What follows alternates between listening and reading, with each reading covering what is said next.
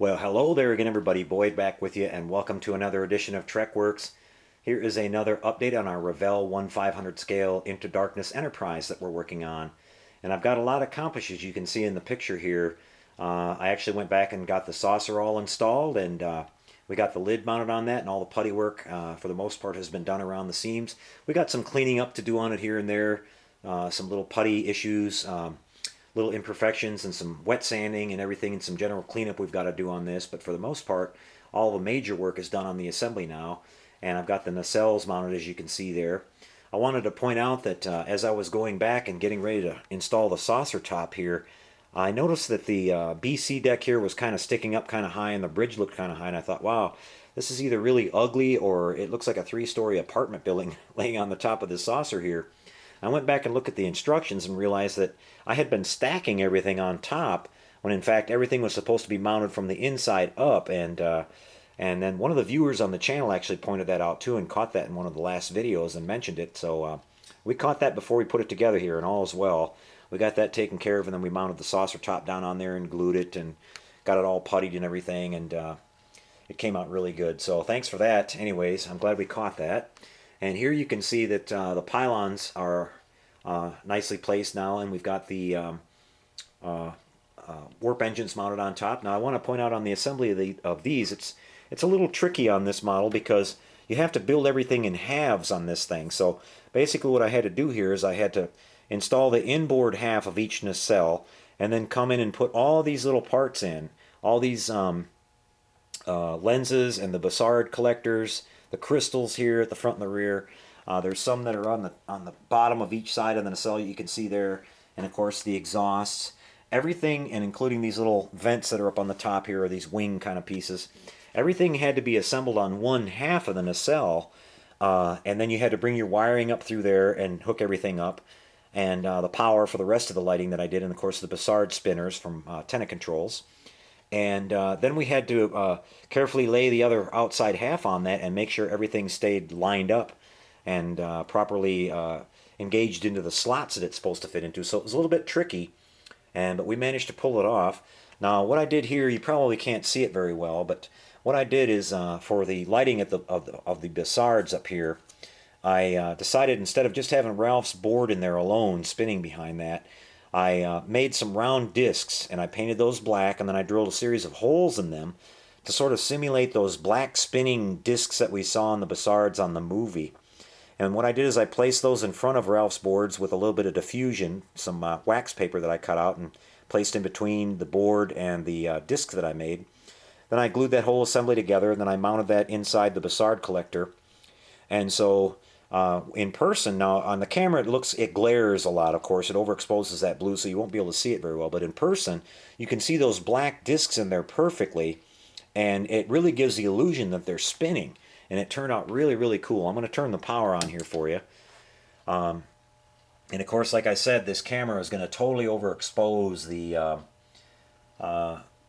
blue that's coming out of that nacelle or that bussard there, but if you look really close you can maybe see that there's something other than the just the lights that are spinning in there, and that's those cages that I built, and they really turned out cool, and it really added a nice little level of detail to this. And but you can see we've got all of our other lighting going on, and all these blue effects are lighting up really nice. Now you're seeing some hot spots that are showing up in person, but in reality they look just right. And we've got some light leaks here and there that I need to take care of because of the seams. I have to go back at the very end now after I all the other major seams are pretty much done on this model, but now I've got to go back and do the seams on the top and the bottom of the nacelles and then touch that up. So we'll work on that tomorrow probably and get all those light leaks taken care of. But you can see we've got our basically the whole rest of the models built now. And let me see if I can zoom in, and you can see the there we've got our nice impulse engines there going, and then you can see our nice engine exhaust here at the rear. I've got strobe lights all over on this thing. You can see one there at the rear above the shuttle bay. And something that I decided to add myself, I don't know if it's canon or not on this model, but I wanted some light up onto the pylon, so I mounted 4 SMDs in here. And it's kind of hard to see now, but in low light they're casting a beautiful floodlight effect where they're kind of like individual beams that are shining up and lighting up this pylon on each side, and then they're throwing some light onto the inner sides of the nacelles, which looks really cool, and it adds a real sense of scale to the model. Makes it look bigger than it actually is, so I'm happy with that. And again, I don't know if it was in the movie or not, but I like it, and it turned out really good. Those SMDs really throw off a lot of light. Can't say how much I'm more and more impressed with those things. And here you can see we've got our lighting, of course, our windows, and down at the bottom of the saucer, we've got the planetary sensor and the windows around it, and then the sensor array, the edges of the sensor array are lit. And we've got those nice double firing strobes in all their correct locations. And our window lighting around the saucer is looking good. Now here at the deflector dish, you can see what I've done here is I used Brett at Orbital Drydock. I used his masking set for this. We're going to be using the Aztec mask for this as well. And you can see he had those beautiful masks that give you that really crisp, clean paintwork you can do around those spokes of the deflector. So we've got a two-tone blue effect just like it had in the movie. I've mounted an SMD behind that. And I'm going to leave the back side of this housing without light blocking it, because I noticed on the movie there's some light coming out around that housing from the back as well. And I'll just paint this outer ring so that when that's all installed and put together, that's going to give a really cool effect, very similar to what was on the movie. It's going to hard to be captured the exact thing because the entire dish seems to be glowing on that, and there's just only so much light you can get to saturate into this plastic without making it too bright. But I'm really pleased with that, and that should turn out pretty well. And then up here at the top, you can see what I've done is I've masked off this rib here. It's a little bit hard to see. I've got a little bit of light blocking to do right here with some putty work, but you can see what I've done there is I masked off these individual panels. This is an opaque part. It's not clear. So I light blocked everything except these little strips right here. Then I painted this blue with some transparent Tamiya, and then I masked them off again and painted over the whole thing with white, pulled my tape so that we've got this blue here, and everything else is painted. You can see we've got the little crystal there, and we've got that little blue glowing kind of rib window effect there at the back of that, which turned out really cool. It's kind of hard to see it here in the light, but in low light it looks really, really nice, and it gives a really cool blue glowing effect off of it, like it had in the movie as well. And here you can see we've got one strobe light that actually flashes at a completely different rate than the other ones, which is the way it appeared on the bridge. It was more of like a regular navigation type flashing light and not that double flash that we get. So all the lighting's looking good. We've got one down on the belly down here, and there's a constant on there at the rear below the shuttle bay, and then we've got this one here at the rear that's another double flashing strobe. So that's pretty much all the strobe lighting that I figured out on this.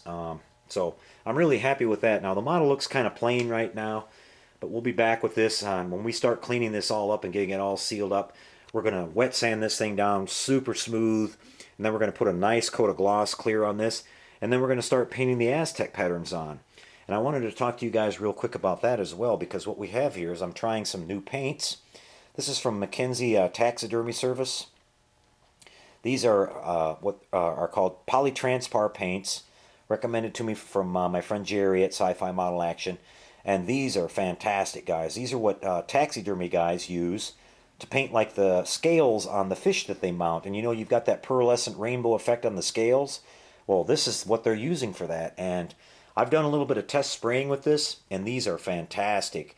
They are even superior to what I used on my refit.